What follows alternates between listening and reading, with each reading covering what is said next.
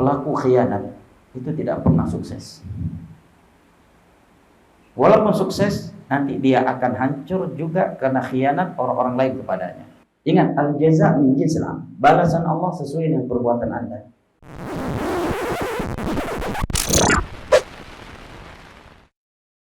Assalamualaikum warahmatullahi wabarakatuh. Kayaknya ada yang belum ngopi nih. Nggak semangat jawab salamnya. Assalamualaikum warahmatullahi wabarakatuh. Waalaikumsalam warahmatullahi wabarakatuh. Baik, alhamdulillah wassalatu wassalamu ala Rasulillah wa ala alihi wa sahbihi wa sallama tasliman katsira. Amma ba'd.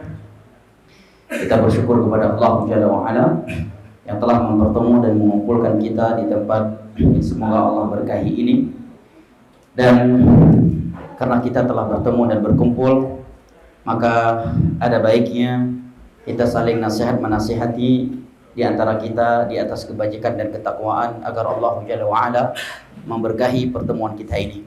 Allah Jalla wa ala berfirman di dalam surat An-Nisa, la khaira fi katsirin min najwahum illa man amara bi shadaqatin aw ma'rufin aw islahin bainan nas. Sungguh tiada kebaikan pada kebanyakan pertemuan-pertemuan mereka, kecuali pertemuan-pertemuan yang di dalamnya ada ajakan kepada hal yang ma'ruf, seruan kepada sedekah dan mendamaikan di antara manusia. Dan sungguh tiada sesuatu yang lebih mempereratkan persaudaraan dan persahabatan di antara kita selain daripada saling nasihat menasihati di antara kita. Allah Jalla wa ala berfirman di dalam surat At-Taubah, wal mu'minuna wal mu'minatu ba'dhum awliya'u ba'd ya'muruna bil ma'ruf wa yanhauna 'anil munkar. Kaum mukminin dan kaum mukminat itu saling berloyalitas di antara mereka. Buktinya adalah mereka saling mengajak kepada hal ma'ruf dan saling mencegah dari hal yang munkar. Nabi kita sallallahu alaihi wasallam juga bersabda, al-mu'min lil mu'min kal bunyan yashuddu ba'dahu ba'dha. Seorang mukmin dengan mukmin yang lainnya itu bagaikan sebuah bangunan, saling topang menopang antara satu sama yang lainnya, bukan saling melemahkan. Ya, fondasi yang kuat dan bagus tidak akan ada manfaatnya kalau tidak ada dinding di atasnya. Dan dinding juga tidak akan ada gunanya kalau tidak ada atap di atasnya. Dan atap atau dinding yang begitu kokoh dan begitu tinggi tidak akan bisa berdiri tanpa bangunan di bawah, tanpa fondasi di bawahnya. Demikianlah seorang mukmin dengan saudaranya, saling menopang, saling menguatkan antara satu sama yang lainnya. Diriwayatkan oleh Imam Muslim dari Abu Hurairah radhiyallahu anhu, Rasulullah sallallahu alaihi wasallam bersabda, haqqul muslim 'alal muslim sit. Hak seorang muslim atau muslim yang lainnya ada 6. Di antaranya adalah idza stansahaka fansah. Apabila ia meminta kepadamu memberikan nasihat, maka berikanlah ia nasihat.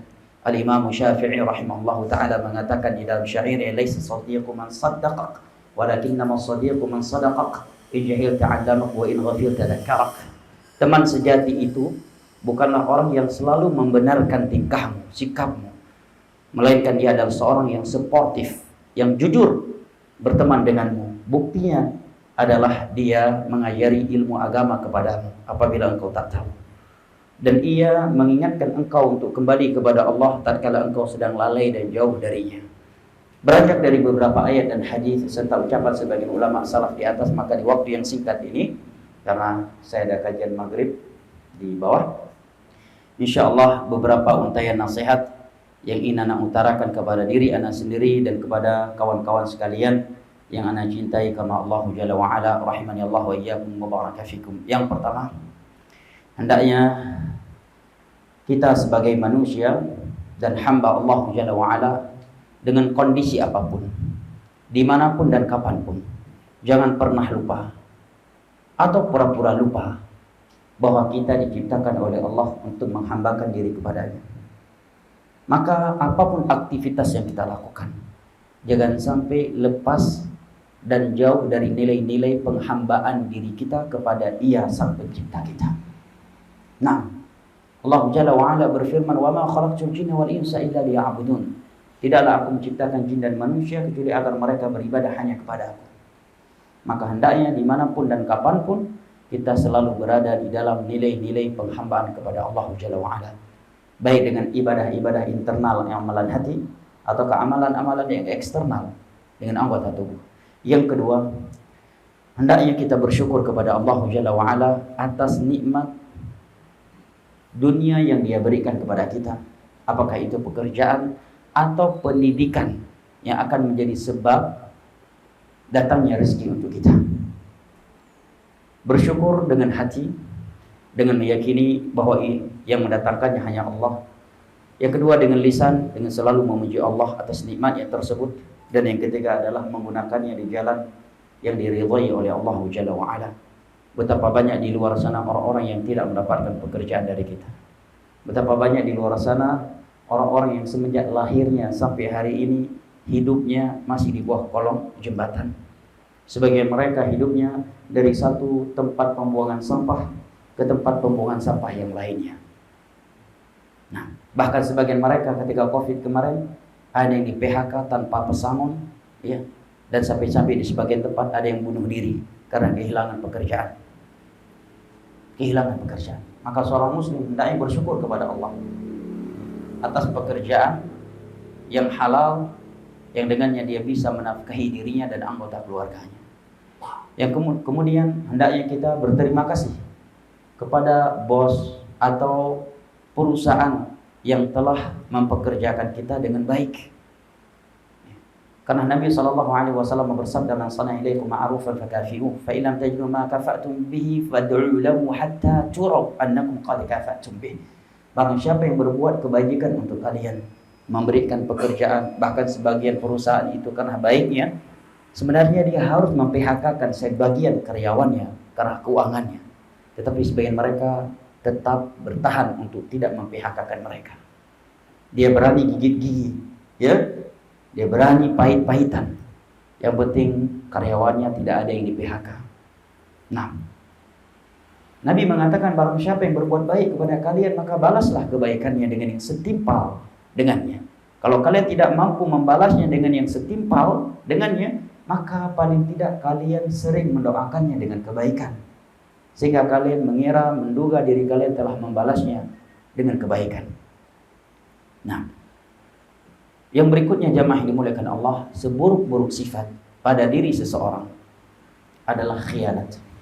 Berkhianat kepada atasannya ataukah kepada selainnya.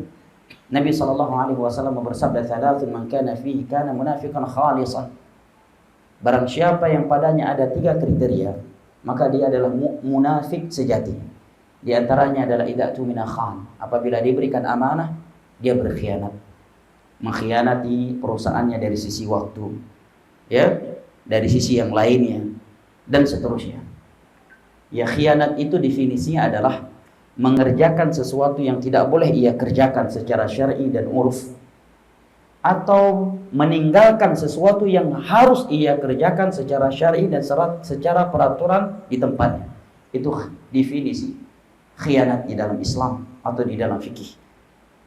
Mengerjakan yang tidak boleh ia kerjakan dan meninggalkan sesuatu yang harus dia kerjakan, itu namanya khianat. Dan itu sifatnya seorang munafik.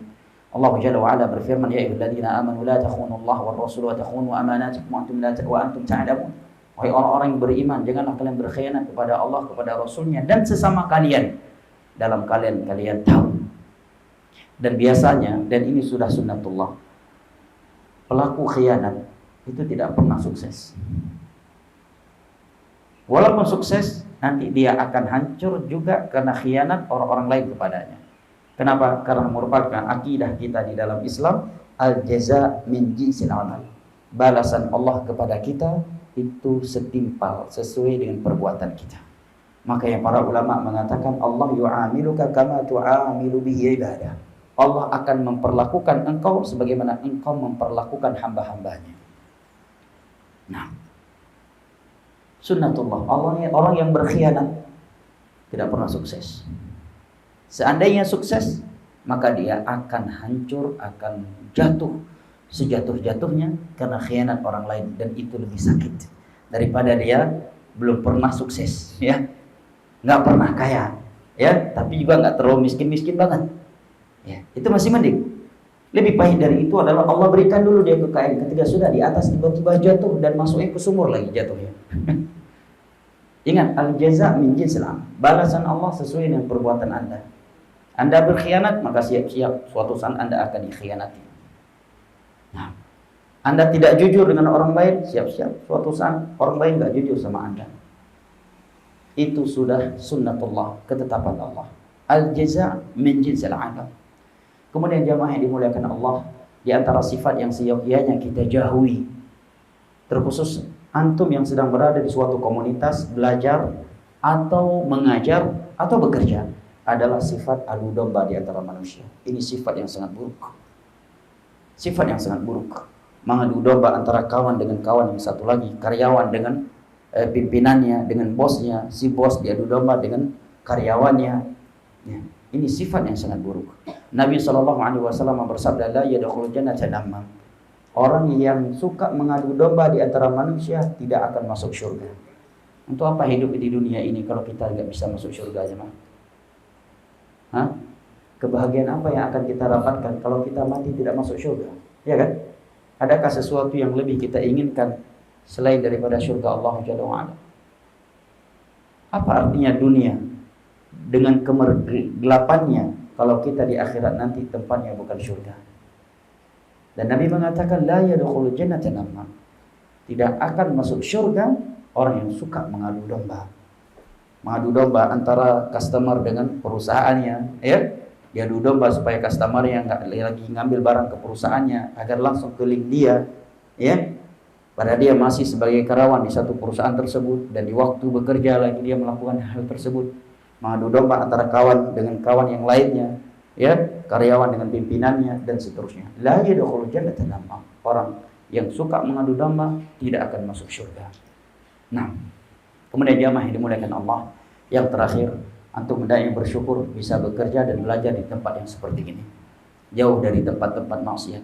Di sebagian tempat pekerjaan walaupun halal tapi sampingnya diskotik, di depannya tempat prostitusi, ya, di sampingnya lagi karaokean. Antum masya Allah, mata antum terjaga di sini, ya. Cuma hijau-hijau aja yang ada di sini kan, ya. Alhamdulillah. Dan lebih dari itu apa jemaah? Ada masjid di tempat pekerjaan antum. Ya, ana berdakwah ke beberapa tempat, pernah ke Hong Kong, ya, ke Qatar, ke Malaysia dan beberapa tempat yang lainnya, ke Papua. Banyak kawan-kawan yang menambahkan sebuah pekerjaan di mana dia bisa menjaga sholat 5 waktunya. Kalau antum yang sudah disediakan oleh Allah tempat untuk sholat berjamaah, tetapi tidak melakukannya, ini kufur nikmat. Kufur nikmat. Ya, bahkan seperti di Australia, untuk sholat Jumat ngantri kita, karena tempatnya terbatas dan waktu istirahat itu berganti, ya, sudah diatur. Harus ngantri sholat Jumat. Sholat dulu 30 orang, setelah selesai itu baru masuk jamaah yang kedua, khutbah Jumat, sholat Jumat. Gak ada tempat. Antum alhamdulillah ada masjid. Saya kira dalil-dalil tentang keutamaan dan wajibnya sholat berjamaah telah antum ketahui. Kalau antum tidak menjaganya, khawatirnya ini adalah kufur nikmat, dan kufur nikmat sebab Allah mencabut nikmatnya. Semoga yang sedikit bermanfaat. Mudah-mudahan kita semua diampuni dosa-dosanya oleh Allah Jalla wa'ala dan menjadikan kita dari orang-orang yang sukses dan bahagia di dunia dan akhirat. Amin ya rabbal alamin. Wa sallallahu ala nabiyina Muhammad wa ala alihi wa sahbihi wasallam wa akhiru da'wana alhamdulillahi rabbil alamin. Wassalamualaikum warahmatullahi wabarakatuh. Waalaikumsalam.